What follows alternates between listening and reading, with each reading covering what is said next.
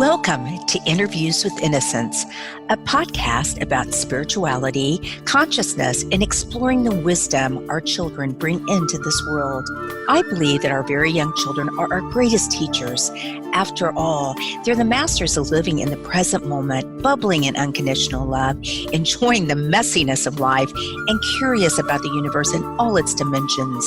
The pure essence that young children exhibit lives within all of us. My hope is that these interviews will help us discover, embrace, and connect with the sacred core of childhood that resides within each of our hearts. I am your host, Marla Hughes.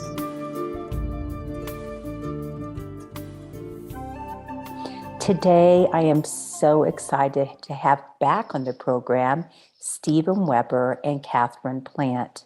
Stephen is a technology project manager, and Katherine is a child care worker and reiki practitioner, and they live in Northport, Long Island, New York. Today, we're going to continue our conversation about when Stephen had an accident that left him in a coma on the verge of life and death, where he traveled to another place. As he says, on the outside, he was in a hospital bed, but on the inside, he was in a place he calls the place between here and there. Welcome back to the program, Stephen and Katherine. Wow. Well, let's segue a little bit. I know that your son passed, and I'm so sorry. And I just like, if you're okay with it, I just like to talk about that a little bit and how this experience has helped you. I don't know if it's easier, but helped you now that you know that he is in the place where you were and you always are. So can we talk about that a little bit? Thank you. Yes, it's very important for me to share that, because that Yes. when we began to write the book and share our experiences, so many people who are suffering from loss have been part of our journey together. And this is I don't know how to explain it, but this is something that really brings meaning to even more purpose to our lives, because this is something that's very important to us, and it affects so many families these days. For me, after the accident, is that everything was going pretty well.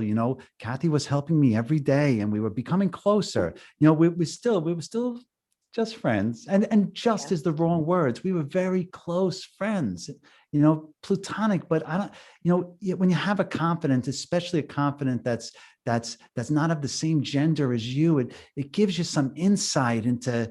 I don't know. She helped me understand a more feminine perspective that I really needed. I really did, and so it was our relationship was growing, but I was getting back. I was feeling good. I totally put the whole experience out of my mind. I really did, because I attributed it to the drugs they gave me when I was in the hospital, or having my bell rung. And I would laughingly, on the rare occasions I would speak about it, and Kathie never pressed me on it. The rare occasions I would speak about it, Kathie would, I would just say, "Oh, it's the universe according to Steve," and I'd laugh about it. But Kathie would never laugh. She'd kind of like, she wouldn't egg me on, because she wanted me to take my time. But so that's the way it went for a while. I was feeling great. I was getting back. I was back to work, and, I was walking, because at first I couldn't walk. And then the worst thing that could happen to a person, anybody, a family, is that my son, he died of a heroin overdose, and I found him in our basement. And I'm so sorry, Steve. yes, thank you. And of course, that's a terrible experience. I could say all these words, but they won't matter. Right. But one of the most devastating things, besides first getting to the adjustment of realizing all the things I'd been missing on all of our life. See, my son, he was a champion wrestler with a scholarship to one of the premier engineering schools in the United States. He was a New York State champion wrestler. He played the guitar like Jimi Hendrix. He played the saxophone like Dizzy Gillespie played the horn, and he played the piano like Mozart. I mean, lights out. It was so fun. We would go to these wrestling tournaments, and he would he would show no quarter. He was a pretty tough guy, and he'd win everything. And then if there was like a piano in the restaurant, seating area, he would play it, and people would just go around him and is this the guy who just smushed my face into the mat? It's just it's a surreal experience. And missing that and thinking of all the weddings and the grandchildren and everything, that was devastating. And that was so devastating. But you know what was the worst is that, what did I do wrong? Right. What did I do wrong? I wasn't a perfect parent by far. Oh yeah, it seems so funny now. Oh, Steve, you're a biker. Oh yeah, you like beer and hot wings and rock and roll. Oh yeah, real funny now.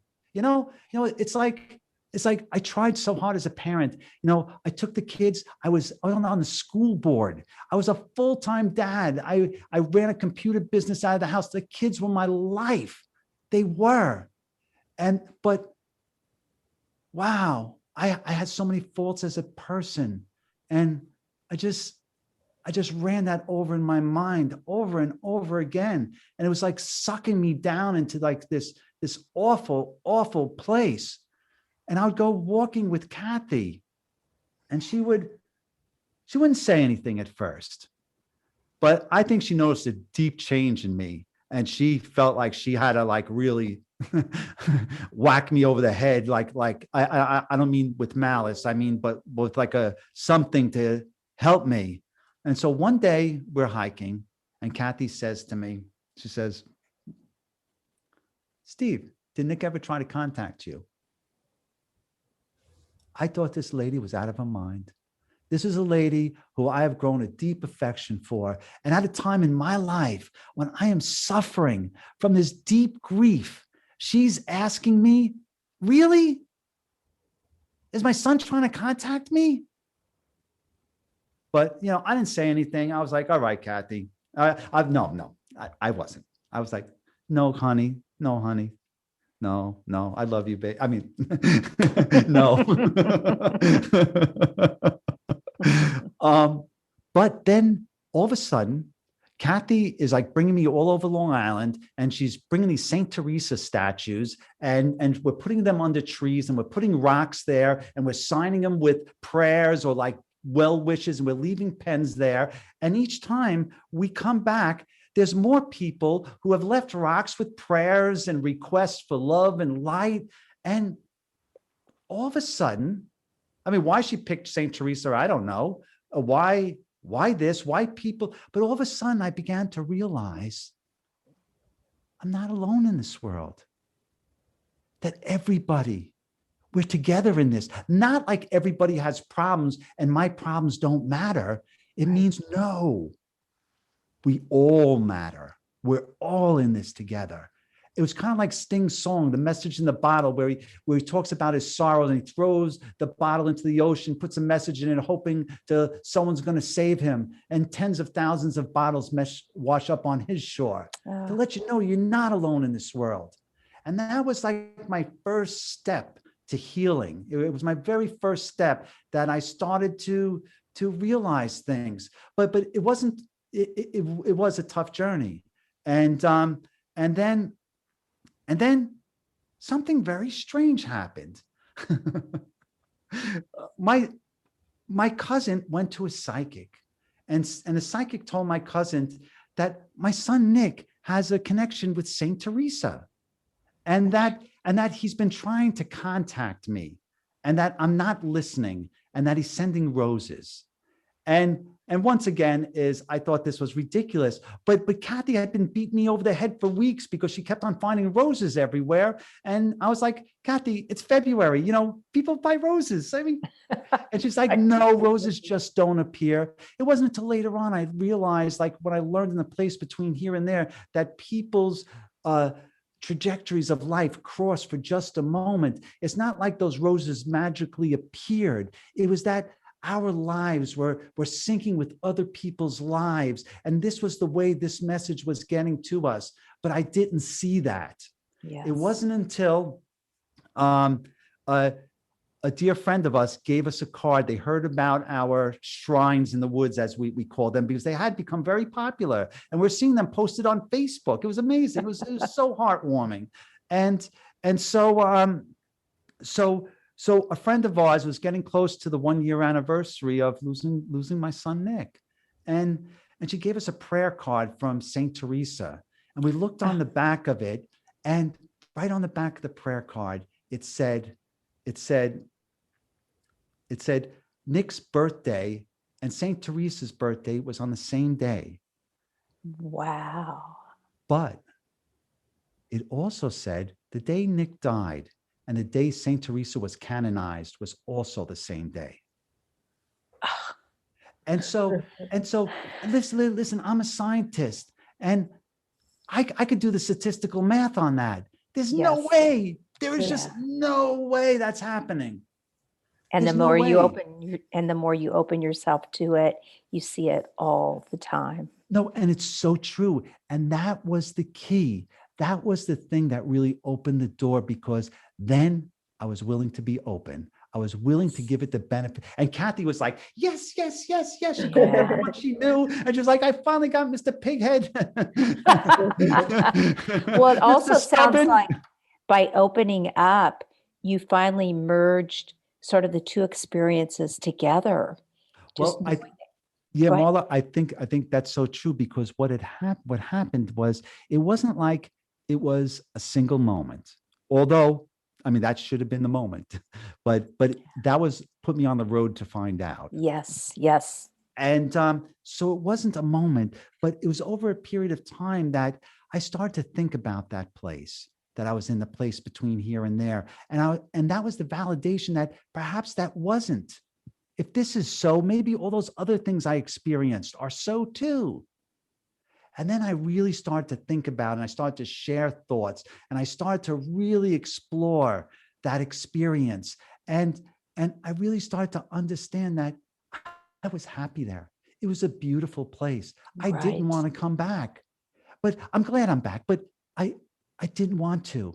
And I knew that if my son was in that place, if he was experiencing the things that I was experiencing there, he's in love, he's in light, and all of those troubling things that went on in his life make sense to him now. And they make sense to me. They do. It's all of these things. It was all of these things. And it wasn't one day, but it was over a period of time that I came to the realization that he is in bliss. He is in beauty. And just as I stood before my higher selves, I will stand before my son again. But we'll stand before each other in our higher selves, in all that we are as spirit, not as humans, but as spirits. And that's what I look forward to. And the most amazing thing happened once I came to that realization, Marla, the blockages were gone, at least for me. In that moment, that when I came to that, I realized all of a sudden I got my son back, because up until that moment, the only time I thought about my son, I thought about the circumstances, about his death. I thought about all the things I would be missing on. That's all I thought about. But now, after coming to that realization, then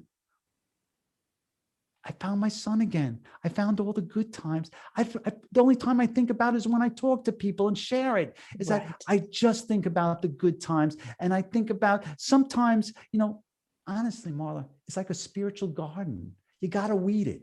Just because if you're in this place today, it doesn't mean you're going to be in this place tomorrow. It's a spiritual garden. So yes, I feel good. I feel connected to my son. I'm released from those blockages that I could get my son back. And that's the beauty of it. And that's really the key to this place. I see the people in my small town, and they knew us. We played football teams, and I saw the sorrow in their eyes when I would in my son's funeral services, in the wakes, and I could see them crying, and they were crying for me, but they're also crying for the realization, but for the grace of God, this could be them.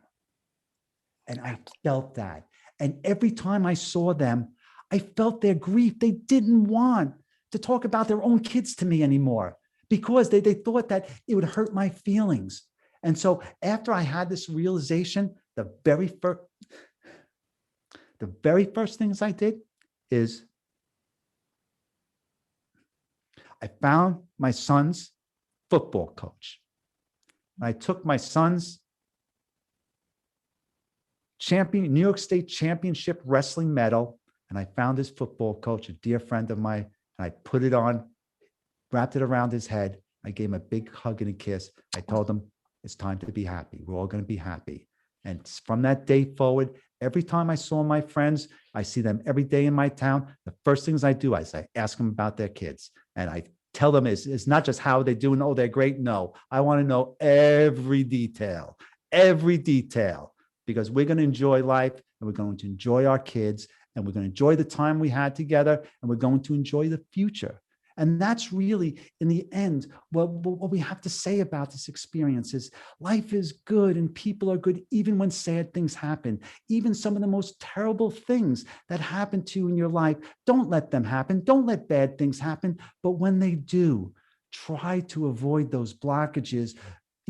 We're human. We can't avoid it. That's why we're here, to learn lessons. But that's the ultimate goal, is to free yourself from those blockages and learn those lessons and find the love. Because in learning the lessons, it's not an intellectual thing. It's a spiritual thing. It's a blissful thing. That's the purpose for life. That's the purpose why we're here. And that's the purpose for our book, and why we have this beautiful moment to share with you, Marla. Oh, well, you have me like in tears. I mean, Oh. what a beautiful message for people that they have learned from they're learning from your experience, but you don't need to go have an NDE or, a lot of what you've been through. But the beauty of it is that you're sharing and you can help people everywhere, just help them heal and learn and understand. And you're such a gift, you and Kathie, such a gift to the world. And so after I gain my composure here, um, so I'd like to we do need to wrap it up, but as you know, children are my passion. He's laughing at me, for all you listeners, because I'm kind of sitting here losing it. Oh, no, I've tried, because He's not laughing at me as a big, beautiful smile on his face. He's not laughing at me at all. I'm doing my best. I'm trying every trick I can not to cry, cry. because you're making me cry. And so I'm thinking of Bob Hope and Robin. I'm going through all the skits and who's on first, who's on third. I don't know who's on third. But what, Kathie, I know you work with children, and of course all of us are very passionate, but I believe that teaching our very young about eternal life, even about someday sharing actual NDE experiences in a childlike way, about signs, synchronicities, rituals, ceremonies, to connect with the other side. I believe that it would change the world. And also, not only would it help our children live in love, not fear, about when someone passes, but also to help them have more inner strength and a guidance, inner strength of of listening to their feelings and listening to that higher self. And could you just comment on that, Kathie, and then Steve, we'll just wrap it up. Okay, sure. First off, when you said that, it reminded me of another quote in the book, in the chapter with the 5 blue ethers, that said that Yes. when you eliminate the root fear, which is the fear of death, then all the other fears seem to disappear, because that's everyone's biggest fear.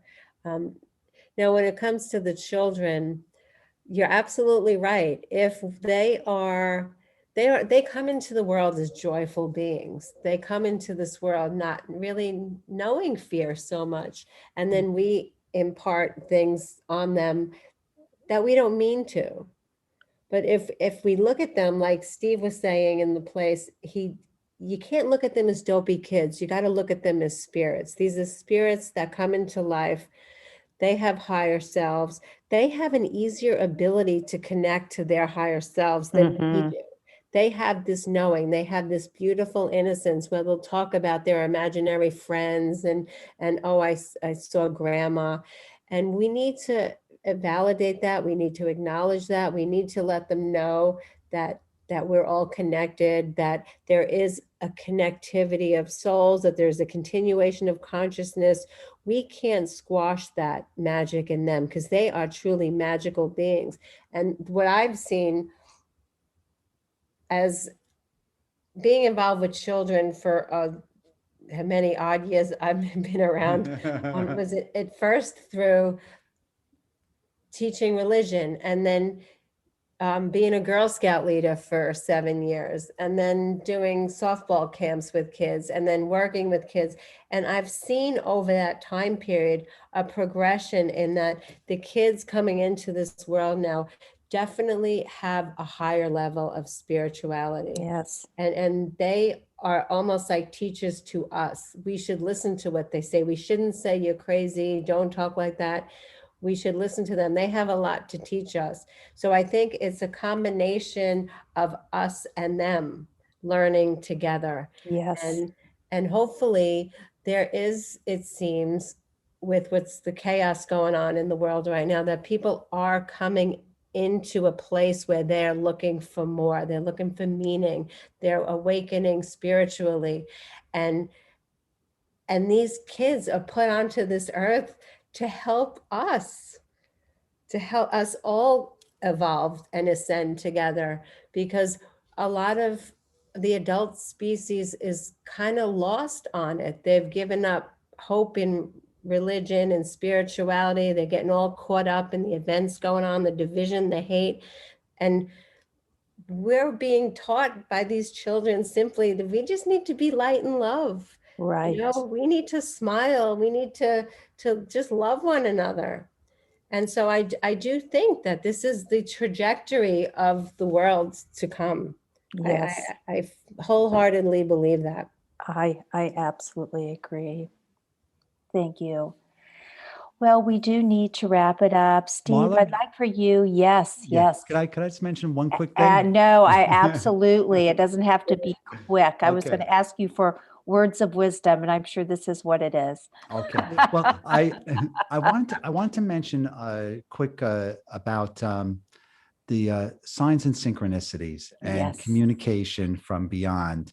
And just as Kathie and I had the communication between ourselves and when I was in that place, and then also Right. the communication with Saint Teresa and the communication with my son through the psychic. And one question that people are often asked is that they ask is, has my son Nick tried to contact me? And so no try.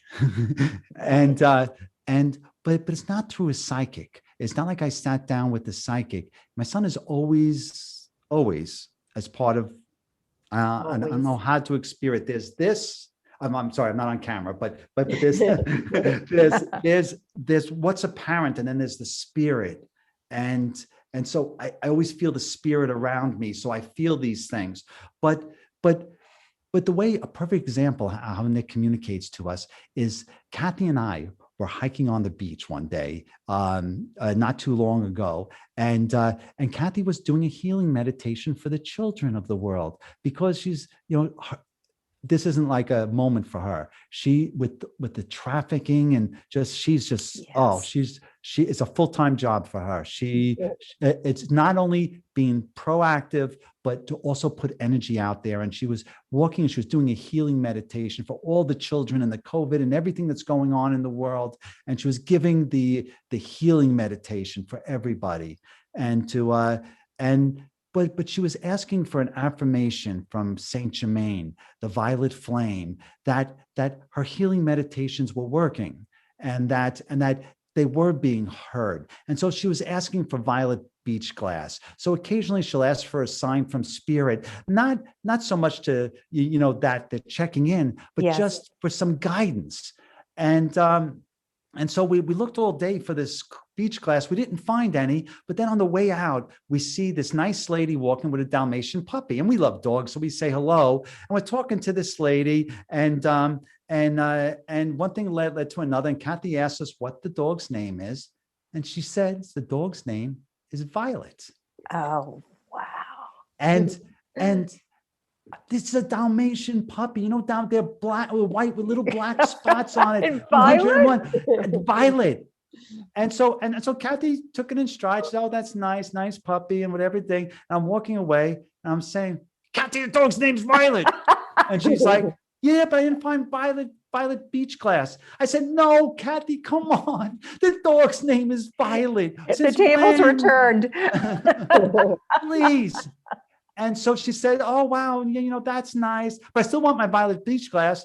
But I said, "No, Kathie, this is important.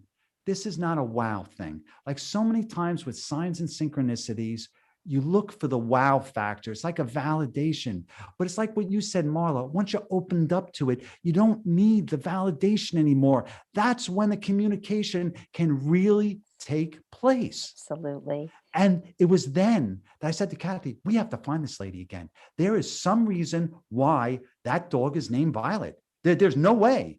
Right.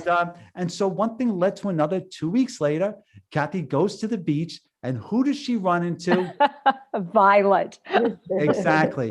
And so Kathie talks to the lady, who's a dear friend of ours now, and she's in the book. She's in the book. We have a picture of the dog in the book too. It's gorgeous. Nice. And so Kathie connects with her and tells her why we're there. And one thing leads to another. And the lady's son died in similar circumstances as to my son. And that was my son. And so her and I, we've talked many times, and we've shared so much about our experiences together and about some of our feelings and just being there for each other. That in and of itself is a strength. In the same way I stood in the grace before my higher self and understood things, just being in the company of other people who have shared similar paths is very, very healing. But yeah, we had to get past the wow factor. My son wanted us to talk, not only for her, but for me. Every experience is an exchange of energy. Even if you think you're the teacher, there's a physical level and there's a spiritual level. You're always learning on the spiritual level, regardless of the situation. And you see, that's the way the signs and synchronicities work from spirit communicating. It's not just about going to a clairvoyant and having grandma tell you that she left the $10 in the top drawer. I just say that to over dramatize it, because I love psychics and clairvoyants. I get a lot out of it. But the point is that it's about you using it in your life. Look for the signs, get past the wow factor, look for the message. If there's one piece of advice that I can give you, that Kathie has drilled into my time ahead all the time, that spirit is there. It's available for guidance. You just open up your heart and open up your mind, and you'll be able to see that in its most beautiful form. So true. Thank you. That was a beautiful story. And I actually would call a Dalmatian puppy named Violet a wow moment. But yeah, and it's after a while, you just can't make up excuses anymore, because it's everywhere. These signs, these synchronicities, you just know. There's just a knowing. And I know you and Kathie definitely have that. Well, Kathie, well, Kathie certainly drilled that into my head time and time Right, again right. about opening up. And it did take a while, but like I said, is once I opened up, all of a sudden the messages started to come to me, and it was then that I began to realize finally, if it was just one last thing, and this is, I promise, this is my one last thing. I could go one last things forever, No but problem. there were some important lessons that I learned in that place. I just want to share some of them with everybody, that they're not only for that place, but they're for here and now as well. And so here are some of the lessons that I learned, is that learn that everything has a spirit. Everything, plants, animals, everything has a unique spirit, and that all of our spirits are connected to form the creator. The creator and the creation are one. Our spirits have always existed. Our spirits grow and develop through different incarnation. Your higher self is always in spirit and is guiding you. You can connect with those who are in spirit and communicate with them. Experiences are everything. They drive your life reviews, and they enable your spiritual growth. We can't have animosity towards others, especially ourselves, for past deeds, because those are the things that drive our spiritual growth. That no one is judging your progress. You are growing through your own growth.